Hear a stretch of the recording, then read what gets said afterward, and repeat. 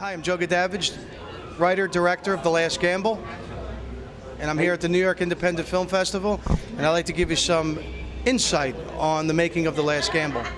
Now, this film started out here in an earlier stage, as a work in progress, basically, yeah? Yes, that's correct. Last October, what I did, against a lot of the investors' wishes, I wanted to screen an unfinished product. And the reason for that is I wanted to see what direction I wanted to head in to complete the film, and it paid off in dividends because we rescreened it about a week ago and to a full house, and we got great reviews for it, and I'm happy to say we won Best Picture. So Now, you're about to take it on to the next stage, and the next stage, yes. Selling the movie. Putting it out on the Marketing, getting the release, distribution. National distribution. I would say the first step is accomplished, which raising the money, getting the performances, and a great finished product, which we have right now with a complete film.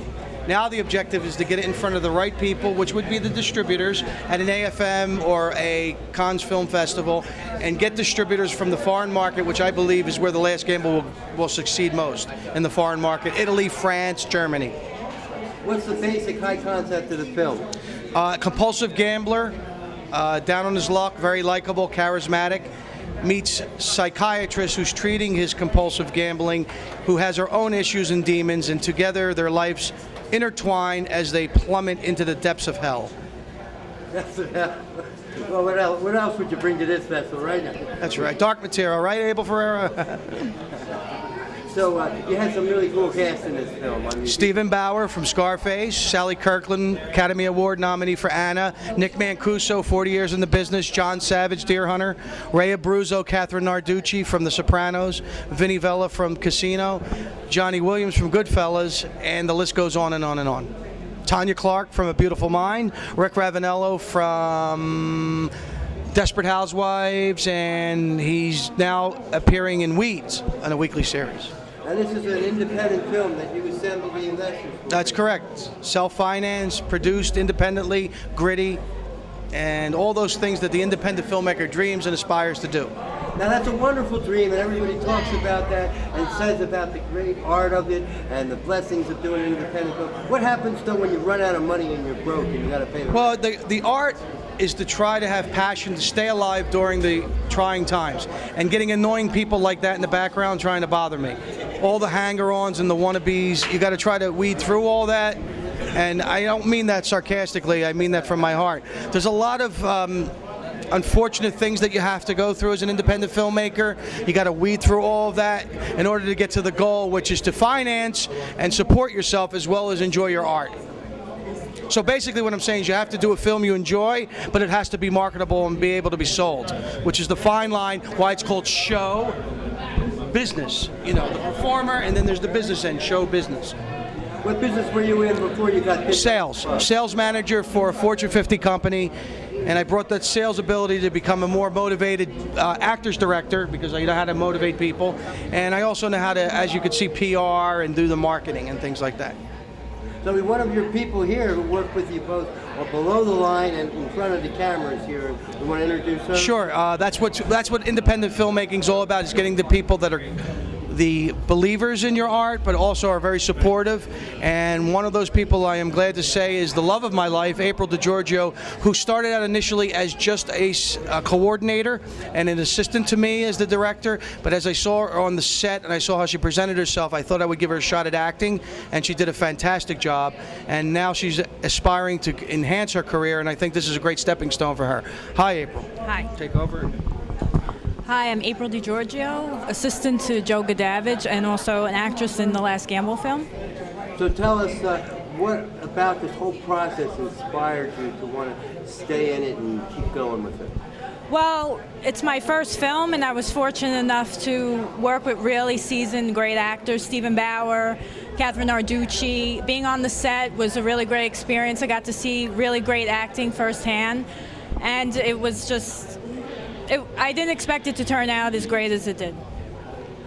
So what did you guys experience at this festival? You've been here, what, 2 times? You must have come down before also, besides when you screened. Get back in there. You're both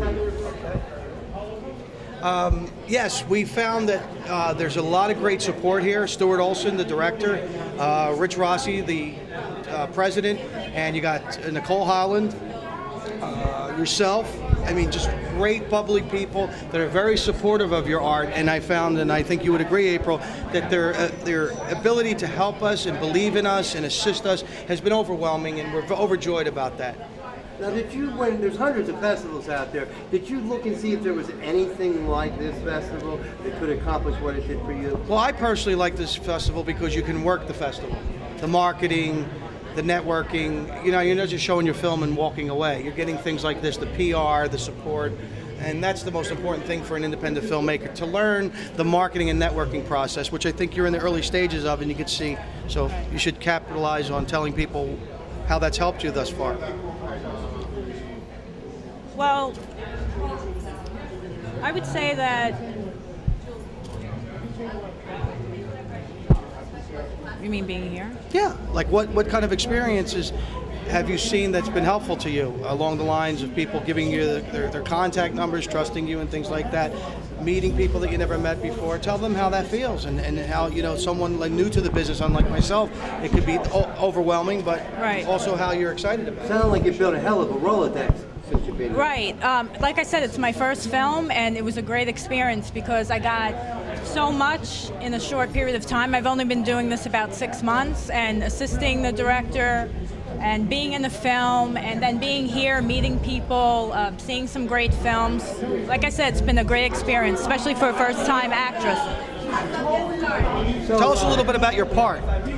Everybody says you're a screamer. What does that mean? I know that personally, but what does it mean in business? Right. My part is I am in the first 5 minutes of the film, and I find a dead body and scream really, really loud. And I just thought of the most horrible thing I could think of and just came out, and it turned out really great. How is the opening sequences of the film? What's your opinion? I think the opening is one of the best openings I've ever seen in the film. It makes a lot of sense.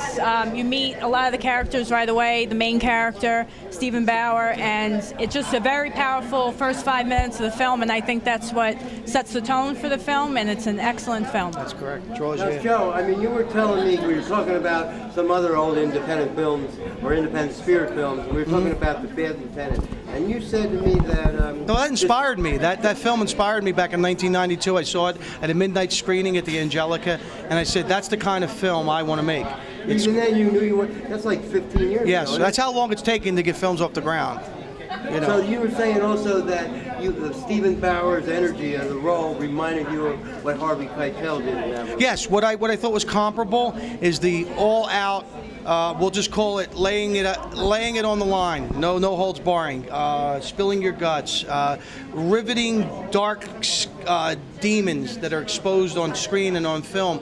And what I thought was similar is this could be one of those roles as an independent film where an actor that has had higher regards in past and bigger budget pictures, you know, usually falls from the graces, and then they make what's called a comeback. The Mickey Rourke, the wrestler. This could be Stephen Bauer's ticket to the big leagues again. Cool. So, I mean, look, Sly Stallone did it with Rocky. That's correct, with one And of now he's April's out there favorite with a film with a hell of a cast. Yes. He may be coming back. You Yes. cast on that film? That's April's favorite actor. Tell him what you like about Rocky. 70s films. Tell him what I taught you about Right. 70s films. It's a 70s film, the way it's shot. I love how it's very real and gritty. And it's just a story about somebody who had just one shot, and he just went all the way with it. It's a great, great film. One of my favorites. So The Last Gamble is another film that's got heart. Yes. Exactly. Along the lines of the 70s where a script can be talked about from the true feeling of a story and be shot in a real gritty forum. You know, it's not a Hollywood movie where a woman with big boobs comes on with a machine gun and jumps off a building. This is a heartfelt story about addiction. It's autobiographical. It's about the struggles of addiction that I have, and that's why I casted people like April, who you know that are real people who live in the city and have experienced hardships and things that have not been very pleasant, and then they bring those feelings as an actress onto the screen, and it's just incredible. I hope that this interview is with a film that's going to be one of those breakthroughs, because remember, a little luck in the lottery seems to be a little better than the independent. Well, it's always a roll of the dice to try to not only make the film, but try to sell the film. And the film festival allows us, with great people like yourself, to not only show how great artistically we are, but to show how awesome we can be. All right, man. Thank you.